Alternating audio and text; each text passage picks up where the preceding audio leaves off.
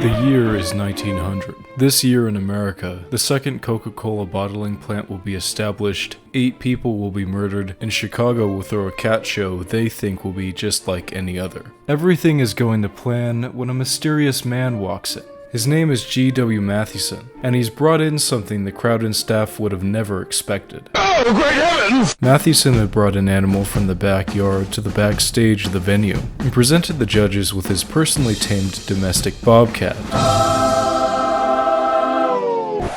The consequences of this were felt almost immediately. This is terrible. This is one of the worst catastrophes in the world. All the humanity and all the tragedy screaming around. How does a boy like that go so wrong? Well, I live in a crummy neighborhood. Are you insane? Yes.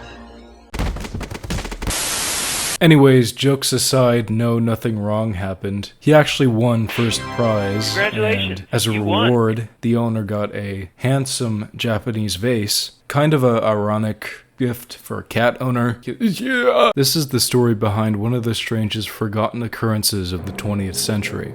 Bromo Seltzer, the world's first domesticated wildcat. Ever feel plain lousy? Take a bromo seltzer. You see, bromo's in there right now, going to work, while these are still fizzing.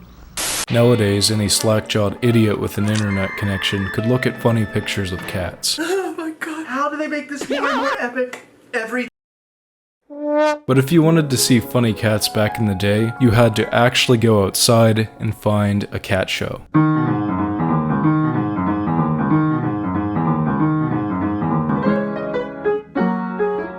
There's a common misconception that, in America, the first cat show wasn't thrown until 1895, when in reality Americans had been throwing cat shows since the 1870s. 1895 was simply the year a standard was set for judging the cats. To give a brief overview of how cat shows are run today, a cat show is a judged event where cat owners enter either their purebred or mixed breed pets to win awards and titles. The cats are compared to a breed standard, and the owners of the best and purest are awarded a prize. Regular domestic cats that are not purebred are judged by their temperament. Before that, the only qualification to win was that the judges liked your cat the most. Because of this, contestants would bring in cats of peculiar size, age, coat, disabilities, and conditions, in the hopes to bring in crowds and wow the judges enough to let them win. What the fuck, is that a fucking cat? Hey, don't fucking look at me like that. That's a weird looking fucking cat.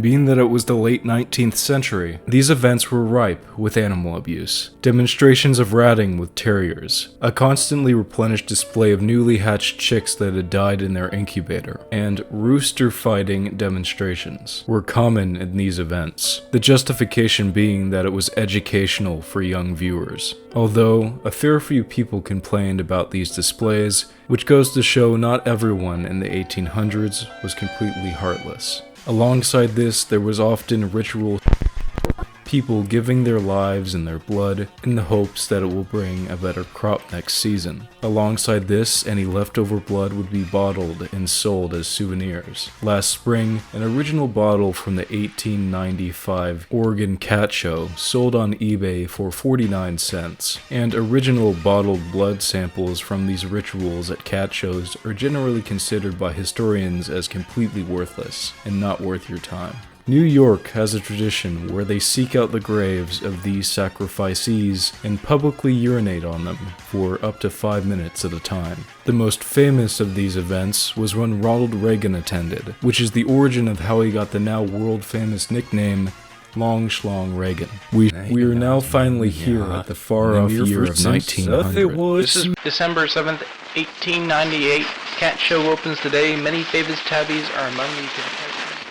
There is one tame wildcat. His name is Bromo Seltzer. He is 2 years old. He's property of George W. Matheson. Bromo Seltzer, the wildcat, has a room to himself, and an attendant who will remain in the cage will act as a restraining influence as an example of his domesticity. December 9th, 1898. Bromo Seltzer, the tame wildcat owned by George W. Matheson, was exhibited yesterday afternoon for the first time, and a large crowd consistently surrounded his cage. Bromo Seltzer is a vicious-looking feline, but he's nevertheless quite gentle in disposition. Chicago Daily Tribune, December 11th, 1898. Chicago's first cat show closed last night, and the cats have returned to their kennels and hearthstones. The awarding of the prizes was completed in the afternoon. The judging has been watched by curious crowds as one of the features of the show. In the voting for the most popular cat, Thomas Harding, a black Angora, owned by Mrs. Thomas Harding of Evestone, won, with Bromo Seltzer, the tame wildcat, in close second. One of the principal attractions at the cat show given by the Cat Club in Chicago, early December, was the quote-unquote tame wildcat, an animal that had been caught in the forest of Minnesota or Wisconsin when it was a little kitten, and, having fallen into good hands, had grown up to be a gentle, affectionate creature, fond of being petted and giving no evidence of its original wildness, except for its pointed ears and size, which was that of about 4 ordinary cats.